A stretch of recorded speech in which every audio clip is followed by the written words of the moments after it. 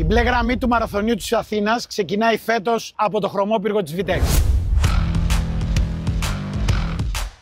Πόσα χρόνια Βασίλη η Vitex βάφει τη γραμμή του μαραθωνίου της Αθήνας? Είναι η τρίτη χρονιά που βάφουμε τη γραμμή του μαραθωνίου της Αθήνας και είμαστε πολύ περήφανοι όχι μόνο γιατί τη βάφουμε, αλλά γιατί ο μαραθώνιος προσπαθεί να δημιουργήσει μια παράδοση και κάθε χρόνο να βάφει μια ολοκένουργη γραμμή στη διαδρομή. Τι είναι οι Finish Liners? Οι Finish Liners είναι μια πρωτοβουλία που ξεκίνησε το 2016. Είναι μια ομάδα δρομέων που πλέον απαριθμεί 550 μέλη και οι οποίοι τρέχουν στο μαραθώνιο μαζί με τα μέλη της MDA, οι οποίοι είμαστε συνήθως σε αμαξίδια, είτε στα 5 χιλιόμετρα, είτε στα 10, είτε στον μαραθώνιο τον αυθεντικό της Αθήνας. Και πώς θα βοηθήσει η μπλε γραμμή το MDA Ελλάς? Στο φετινό μαραθώνιο φωτογραφηθείτε με την μπλε γραμμή, ανεβάστε τη φωτογραφία στα social media με το hashtag Blue Line by Vitex και για κάθε φωτογραφία η Vitex θα προσφέρει 5 ευρώ στο MDA Ελλάς. Ελάτε στη Marathon Expo, βρείτε μας στο περίπτερο της Vitex και φωτογραφηθείτε εκεί με την μπλε γραμμή.